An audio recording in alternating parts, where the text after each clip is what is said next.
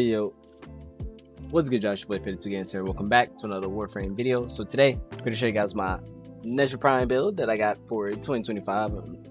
Hundreds of thousands of damage mitigation, along with tons of damage boosters, along with as well as multiple crowd control effects. If you guys are just now tuning in for the first time and would like to see more Warframe content like this, make sure you guys hit that like and subscribe button for a button, because it's about to get good, baby. Also, you guys like my Naruto shirt? It's you like my Naruto shirt? It's Ichitaku.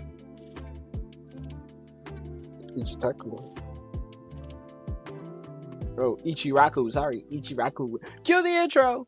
You're never gonna make it, you're not good enough. There's a million other people with the same stuff. You really think you're different? Man, you must be kidding. Think you're gonna hit it, but you just don't get it. It's impossible, it's not probable, you're irresponsible. Too many obstacles, you gotta stop it, yo. You gotta take it slow, you can't be a pro. Don't waste your time no more. Alright guys, let's go ahead and get into Nezha's abilities. Now, it's passive, 60% slide faster and further slide distance, but the ability I decided to assume is Firewalker. I decided to go with Gloom just because I like the lifesteal, and even when my damage mitigation from our warding halo goes off, we are sitting very nicely with a nice 74% slow, which is way more than enough to keep things in place long enough for you to destroy them. There's a blazing chakra, hurley flaming ring that sets enemies ablaze, making them vulnerable to damage.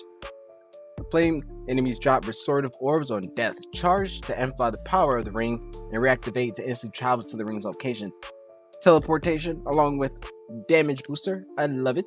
Or damage vulnerability, makes enemies more vulnerable to your damage by 213%, which is huge. We have a boosted 2000 flame damage and base damage of 535. We have a every time we hit an enemy, it's a guaranteed health orb drop. I want to say every third enemy is a guaranteed energy orb drop. But we're killing enemies so fast, you don't have to worry about energy at all. Next, warding halo, create a projective ring of fire that also stuns and damages enemies who get too close. Now, which is fire, we become invulnerable. So, in a way, it's just like Rhino's Iron Skin. You have a 3-second window to gain as much damage or absorb as much damage as you can to redirect into damage mitigation. Now guys, you need to stack this with your adaptation because you will not get the same results. You'll be damage mitigated, but adaptation, you survive so much longer, and adaptation is a must for your build. Your warding halo will not keep you alive. Alright, itself will not keep you alive. It is not a replacement for your adaptation. Adaptation and warding halo mixed together, you're immune to anything. Right, you're immune to knockdowns, you're immune to all status effects, you're immune to damage mitigation, which is amazing, guys, amazing. And it scales with ability strength as well, and with your safeguard, as you can see, you get 50% of the damage. So instead of giving your teammates 100% like you, they gain 50%, which same thing, same concept. They absorb damage just to raise around.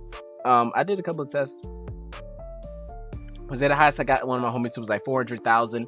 So definitely worth running safeguard, especially during endurance runs. And that's just perfect for endurance runs. Make things a cakewalk. And we have divine spears with the divine retribution with the damage applied with 3.21. Impale nearby enemies on spears that erupt from below. Activate again, summoning enemies survive back to the ground. Yes, and that does scale with your blazing shotgun. Those do stack. Those damage required do stack. So you hit very hard, guys. Very hard. Alright. For upgrade shots, I have 2 for energy max, so I don't have to run a energy mod. And we have 1 for armor and 1 for ability duration as well. Now let's go ahead and get into the build, baby. So for this particular build, I'm running still charge just for the extra mod capacity. We're not really using our how do you say, our melee, but you can. So we have power drift, still charge, our carbon vitality to double the amount of heat procs that hit an enemy, which is insane.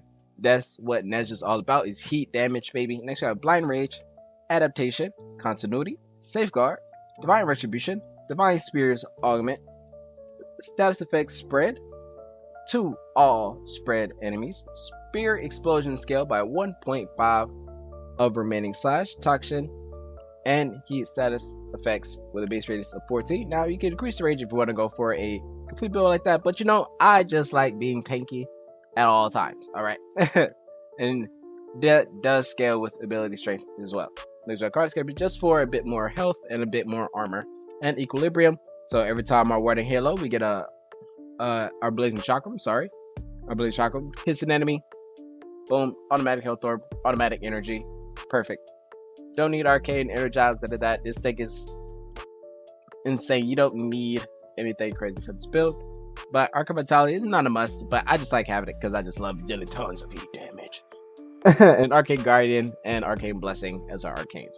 Alright, and for our primary weapon, I chose Handy Dandy Exceltra. I love Exceltra, it's my most used weapon, and I will continue to be my most used weapon. But Exceltra crit a Crido with cold, crit damage, crit chance, galvanized scope, magnetic capacity, super good for your overguarded enemies, malignant force, 100 munitions, vital sense, and critical delay. Terminal velocity, but 100 munitions is way better, or ammo drum. And primary now, for this I have Cascading Flare to further increase the heat damage that our abilities do with Cascading Flare, Magnetic Might, along with the amount of damage that our Kuba Nukor can do, which is insane. Galvanized Shot, Heat Charge, Diffusion, Target Cracker, Frostbite, Explosive, Magnetic Might, and Hornet Strike. This shows Fang Fire for melee exposure, so our abilities are also proccing corrosive damage on enemies thanks to melee exposure. We Galvanized Elementalist, Fish Strike, Sacrifice Scourge, Fang, Crit, Ice Show, Crit Chance, Midas Puncture, which is huge. Definitely want prominent slash procs over puncture procs. Jersey Contact, Mars Contempt, and Obliteration.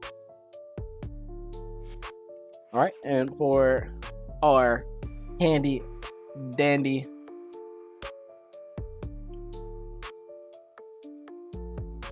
I don't know. For our focus school, we got Zeneret. And then I chose Nautilus Prime just to pull those enemies in, make it so much easier for us to proc Warding Halo on those boys. Alright, and Vargas, Nautilus is our companion. This is the build. Hammer Shot, Barrel Score, Serration, Continuous Major Firestorm, and a critical delay. Tons and tons of cold procs. Next we have Cordon, Recharge your Duplex Bot, Enhanced Vitality, Regen, Vacuum, Repair Kit, Auto Omni. Fire it up just for more heat damage to further increase our heat damage that we're doing, along with Guardian for extra shield gaining capabilities. We're not shield gaining, but it helps. you can never have too much survivability, you know what I'm saying?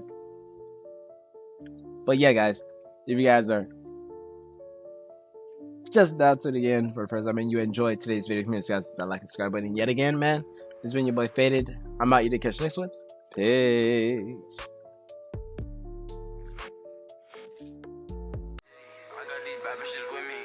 I feel like Bruno, but call me Uno, cause I got one of them with me. And I'm a beast, pity, this shit gon' bang, shitty, gotta put on for my city, bitch, I keep everything I think I had enough, all this money got me acting up. Niggas be mad as fuck, cause they know I got a